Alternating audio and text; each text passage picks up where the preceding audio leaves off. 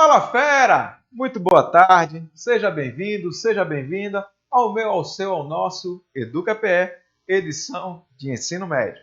Eu sou o professor de História, Henrique Virgínio, mas você pode me chamar de Pimpão. A aula de hoje, voltada ao segundo ano do ensino médio, tem como temática a reforma religiosa. Hoje vamos responder questões, mais algumas questões sobre essa temática. E comigo, aqui, diretamente do Estúdio 1 da ETEPAC, nossa intérprete, nossa fera da história, Joyce da Gata. Boa tarde, Joyce.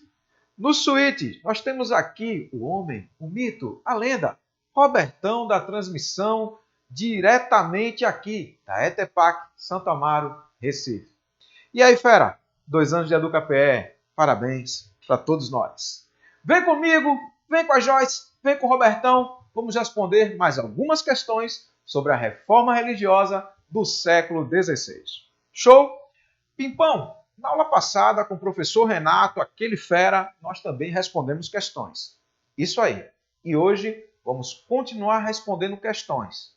Por quê? Porque tanto eu, quanto o Renato, quanto a coordenação da EducaPE, acreditamos que um bom roteiro de estudos deve contar com as seguintes atividades: assistir às videoaulas, se seu estudo contempla esse tipo de atividade. Hoje é algo que não pode faltar.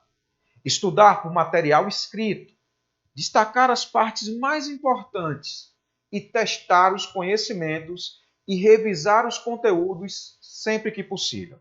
Tá bem? Essa última parte é muito importante, a resolução de exercícios.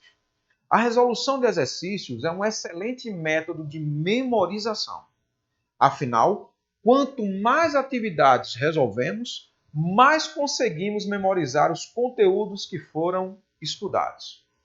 Por isso, fera, essa atividade se torna mais uma vantagem de colocar no seu dia a dia de estudos exercícios para facilitar ainda mais o teu aprendizado, o teu conhecimento.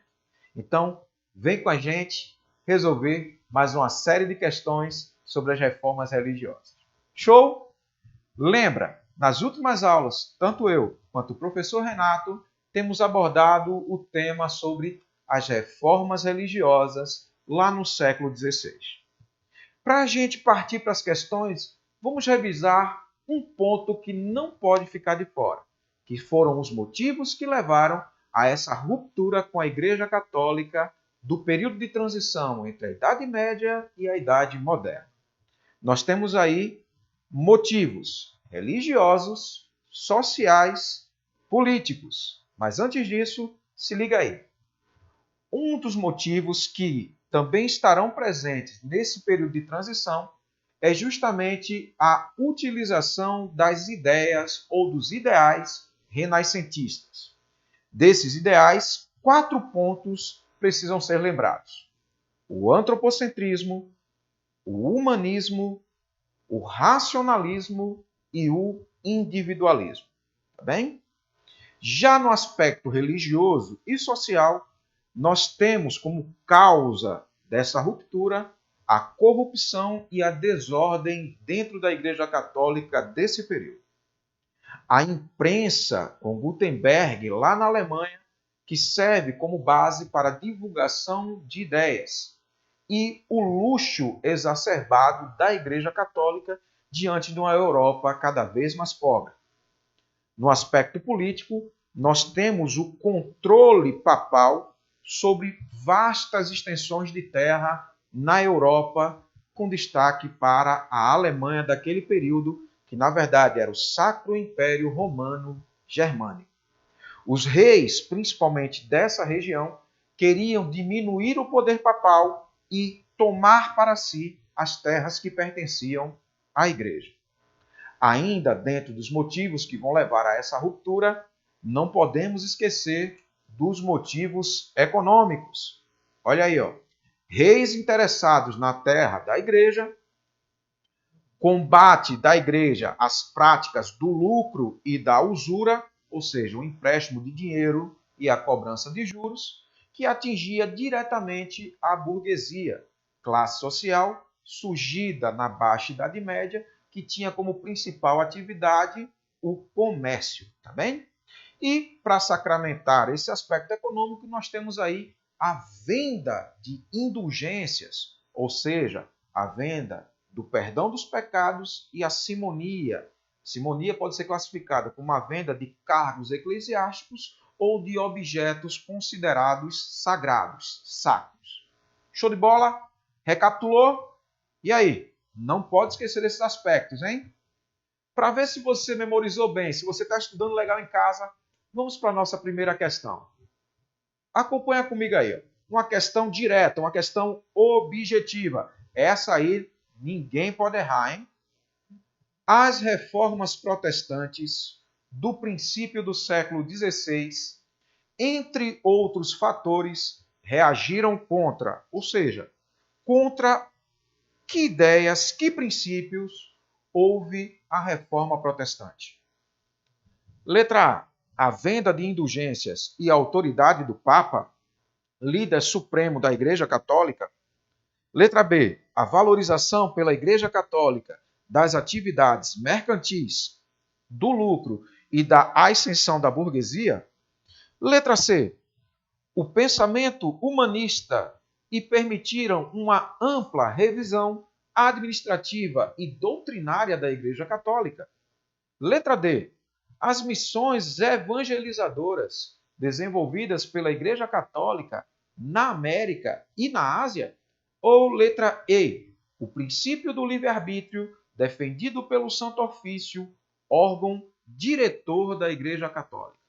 E aí? Qual dessas 5 alternativas pode ser a nossa resposta?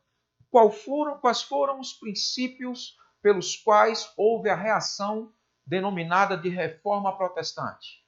Pensa aí um pouquinho. Como diz nosso professor Nogueira, 1 minuto para o pensamento. Olha aí.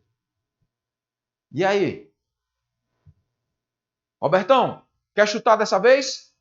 Quer chutar não, você não chuta, você acerta, né? Vou te dar uma dica. É algo assim, a princípio, muito simples. E aí? Qual a resposta? Você de casa. Joyce já sabe aqui.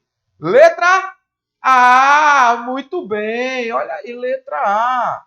A reação foi justamente a questão da venda das indulgências e também ao excesso de poder da autoridade do Papa junto aos membros da nobreza e representantes dos antigos senhores feudais. Então, as reformas protestantes do princípio do século XVII, entre outros fatores, reagiram contra a venda de indulgências e a autoridade do Papa. Show de bola? Tranquilo? Viu como essa questão é simples? Ela é fácil? Ela é direta? Então, não complica. Aparecendo uma questão desse tipo no Enem ou em qualquer outra prova de vestibular, marca com certeza e vai para outra alegre, contente, sererepe, pimponicamente. Olha, gostou agora? Gostou? Oh, show de bola. E aí? Vamos para mais uma? Vamos para a segunda questão. Na Alemanha do século XVI, mais uma questão sobre o princípio da Reforma Protestante. O monge agostiniano Martinho Lutero levantou-se contra os abusos cometidos pelo Papado de Roma, desencadeando um movimento que ficou conhecido por Reforma Protestante. Sobre esse movimento, olha o destaque, é incorreto afirmar que. Eu vou te dar algumas alternativas e você vai ter que me apontar o que dentro desse contexto está incorreto, tá bem? Tranquilão? Vamos para as alternativas. Letra A. O movimento da reforma teve os seus objetivos defendidos, ampliando o poder da burguesia contra a ideologia senhorial. Letra B. As ideias veiculadas na Europa no contexto do século XVI significaram uma brecha importante na estrutura política feudal. Letra C. A disseminação dos ideais reformadores no seio da população possibilitou a vitória do nacionalismo contra o poder do papado. Letra D. A revolta dos camponeses contra a cobiça dos grandes senhores feudais pelos bens da igreja contou com o apoio de Lutero. E aí? Complicada. Mas se você prestar atenção, lá nos primeiros slides, lá nas nossas primeiras aulas, você teve acesso às informações necessárias para responder essa questão. Fique esperto. 3 das 4 alternativas estão corretas. Um exemplo é a letra A. A letra A está correta, pois o movimento da reforma teve seus objetivos defendidos, ampliando o poder da burguesia, que encontrou, principalmente na reforma calvinista, vantagens contra a ideologia feudal defendida pelos antigos senhores. Na letra B, também estão corretos todos os pontos apresentados. As ideias veiculadas na Europa no contexto do século XVI significaram uma brecha importante na estrutura da política feudal. Era a chance que os reformadores tinham de diminuir o poder e influência da Igreja Católica, diminuir o poder e influência dos capengas, senhores feudais, e abrir uma brecha, e aproveitar essa brecha e abrir as portas para uma nova visão de mundo pautada em ideias renascentistas. Tá bem? Letra C também está correta.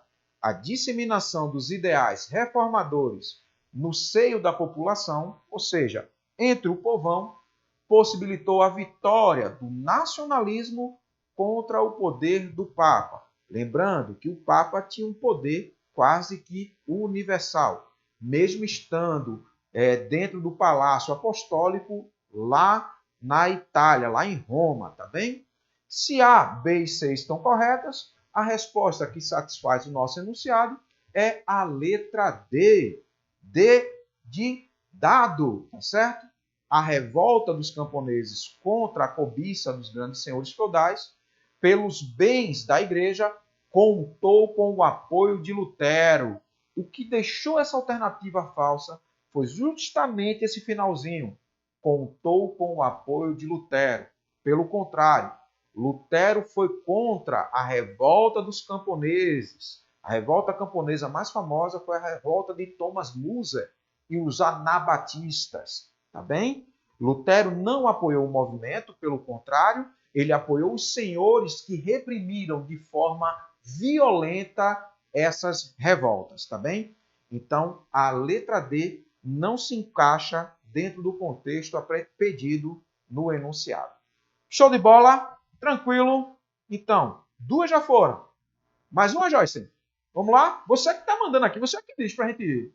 Vamos lá. Letra D foi a resposta da nossa segunda alternativa.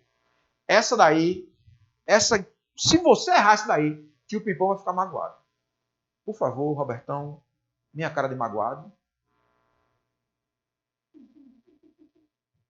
Mas você não vai fazer isso não, vai não. Porque você está estudando com o EducaPE, você está estudando com o tio Pimpão, você está estudando com o tio Renato, você está estudando com a fera que é seu professor ou sua professora de história aí no seu colégio. Então, essa você também não vai errar.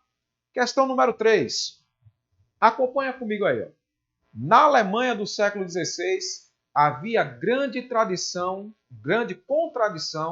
entre o que a igreja pregava e o que se praticava, tá certo? A Igreja Católica. Nos principados, as dificuldades eram enormes. Os camponeses sentiam-se sobrecarregados de impostos. As cidades ansiavam por liberdade, principalmente liberdade comercial. O clero desprezava a missão espiritual.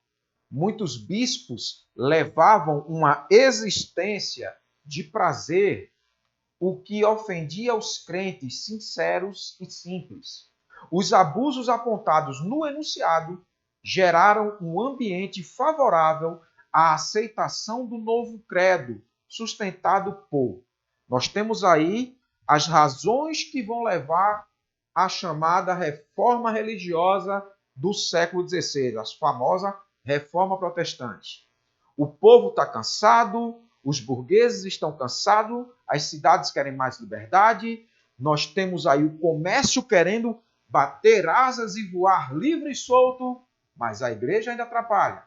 A igreja corrupta, a igreja que pregava uma coisa e fazia justamente o contrário.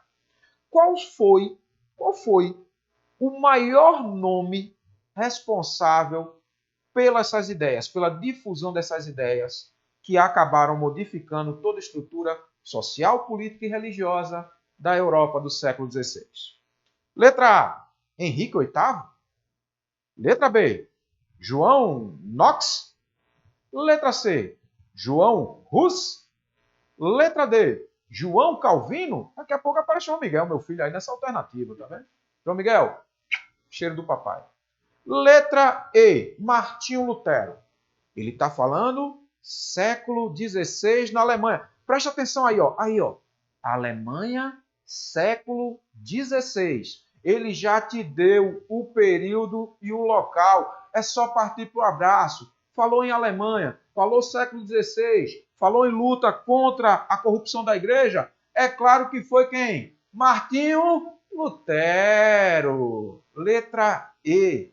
Se liga, ele já te deu tudo o que você precisa para lembrar e acertar essa questão. Ele te deu a Alemanha, te deu o século XVI e te deu os motivos para o surgimento dessas ideias. Então, resposta, letra E, Martinho Lutero. Gostaria de fazer um adendo lá na letra A. Henrique VIII também realizou uma reforma religiosa, só que na Inglaterra. Ele é o criador da chamada religião anglicana ou anglicanismo. João Knoxville, ou Knox, ele foi um reformador protestante lá da Escócia, não é da Alemanha. Tá bem? O João Hus, ou Ian Hus, como era escrito no original, ele foi um precursor da reforma protestante. Ele é do século XV. Você viu isso na nossa primeira aula sobre essa temática. E Calvino vai se basear nas ideias de Lutero lá na Suíça, tá bem? Então, resposta, mais uma vez, letra E, Martinho Lutero. Show de bola? Tranquilo? Olha aí que maravilha. Vamos para mais uma? Quarta questão. Olha aí, uma questão sobre os anabatistas. Fique esperto nisso, tá, gente? Thomas Müller liderou os anabatistas, camponeses que, inspirados nas teses luteranas, passaram a confiscar terras, inclusive da nobreza, rompendo com a estrutura feudal. Lembremos, durante todo o período feudal, o poder era exercido de forma local pelos chamados senhores feudais.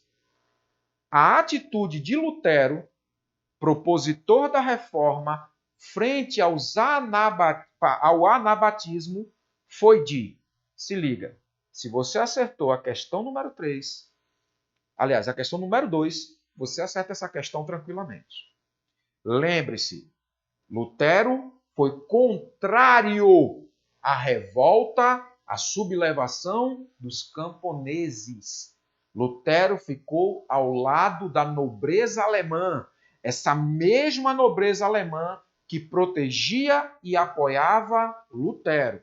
Então lembre-se, contra os camponeses e a favor da nobreza alemã. Essa foi a postura de Martinho Lutero. Sabendo disso, vamos para as alternativas. Olha aí.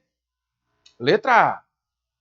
A atitude de Lutero foi de apoio, pois via nos seus seguidores os que mais se aproximavam de seu ideal religioso?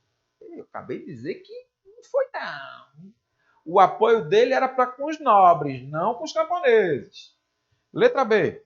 Oposição, pois via neles uma ameaça à ordem que seus protetores da nobreza defendiam? Que cheirinho de resposta correta. Mas vamos seguir. Letra C.